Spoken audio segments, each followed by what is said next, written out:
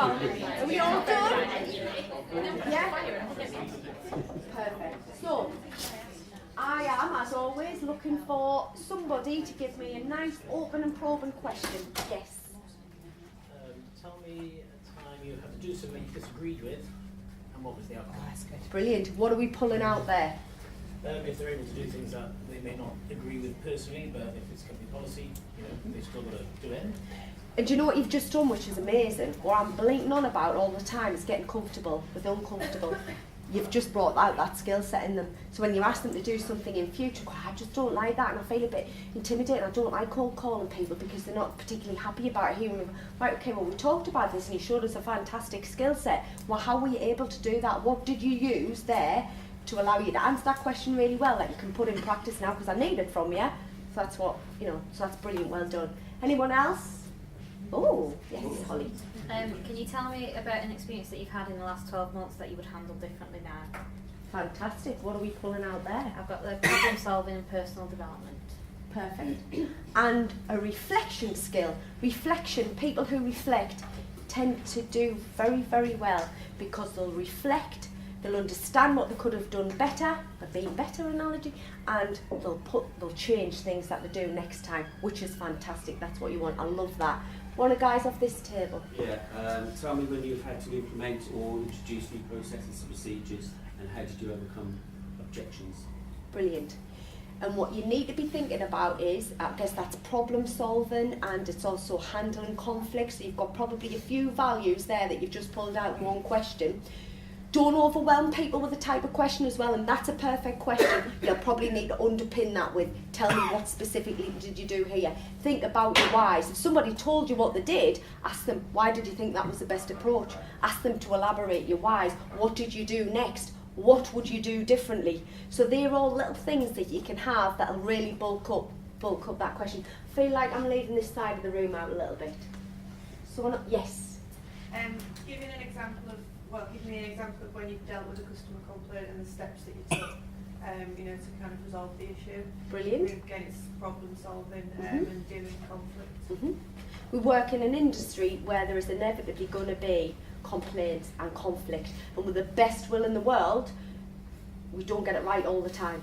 So that's definitely got to be one of the key values that we've got there. And I think what's nice about that type of question is to go on and elaborate, ask, how did it make you feel? That's a nice question to ask, because what it does is show some real key investment as well from you, and that you're actually interested in the feelings, and right, okay, and it also tells you a little bit more about them. I felt really good, actually this person works really well, of positivity. If they turn around and say, if it was the outcome was bad, or how did that make you feel when you spoke to that person? Oh, it took us ages to get over it, I hate that. Oh, right, okay, not ideal. So don't be frightened to ask the question of, and how did that make you feel? And what did you get from that? Would you do things differently? Guys? We've gone softer again. There's nothing wrong with that. Ours are sort of things such as tell us about an occasion where you've shown understanding and patience. Okay. Or even if your best friend was sat next to you, what words would they use to describe you? I use that one. Yeah. Or a previous employer. If I went to your best friend, your previous employer, your partner, because you've already got it, understand a partner's important, tune into things like that, what would they say about you? Sometimes very interesting, because people, because you've tapped into their personal element, if they're more likely to be honest with you. If you ask them often about their boss, they'll say I was conscientious, and they'll say I was, actually if you ask about a partner or a mum or anything like that, it tends to have a bigger impact. I think you get a bit more honesty.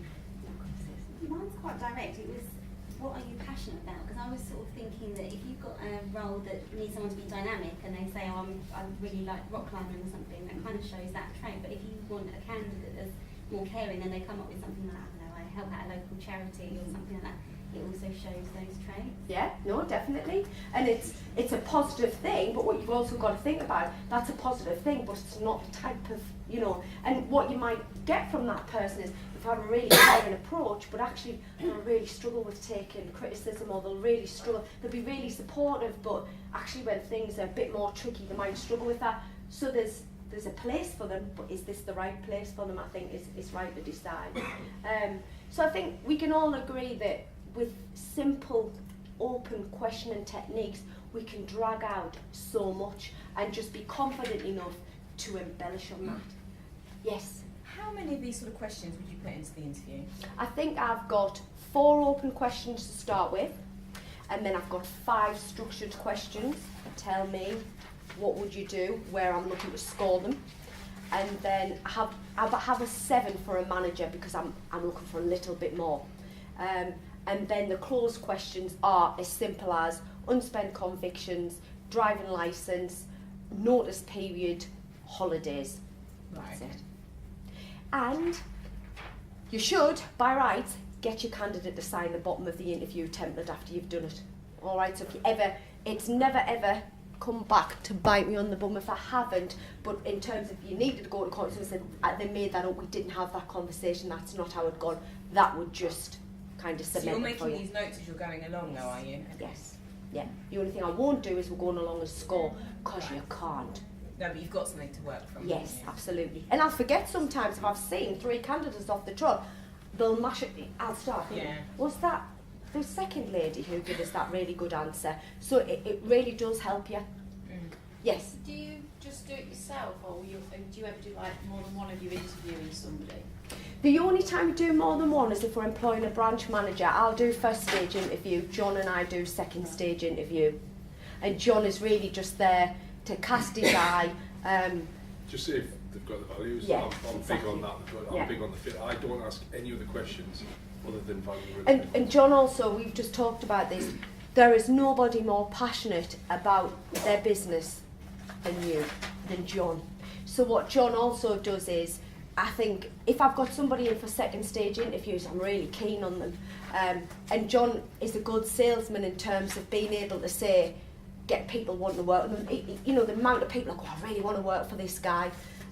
So I think it's nice that you both bring something a little bit different. I'll probably be the one that's sitting scowling and asking these difficult questions. John will tell them about the company, how it started, and just make sure, as he said, values are aligned. Yeah. Any other questions at this stage? Yes. Can we get a copy of the interview template and the scorecard? I'm guessing you'll need to buy John a drink at the bar. Bottle of wine later on, we'll talk. No takey backs. Lady in the ring. Looks like we might get all these bottles of wine back. Any others? Yes. What's your favourite comedy programme? My fit. Oh, that was a question. Right. What are we getting out of this? Just a sense of humour, where they fit into the office, where they're PC and non-PC maybe, and what their values are really. But it's quite. No, that's good. If somebody said South Park, what would you do? If somebody said South Park, what would you do? Guys, just give a round of applause for Adele.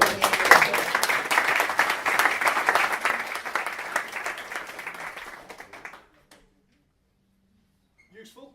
Yeah. Brilliant, wasn't it? If you just go back to the one of the slides I put of the big manure heap, was an anthill. It's all about structure, isn't it?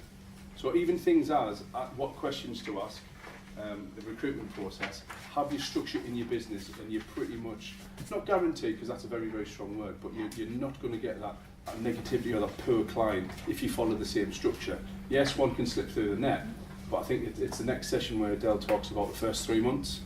That's your probation period effectively. That's your perfect point to get people out. And you know, you might have heard me saying I'd rather have a hole in my business than an arsehole. So the 3 months is the perfect opportunity just to get them out of the business. Cool, we're going to break for lunch. It's just up this, it's floor, it's the 3rd floor in the restaurant.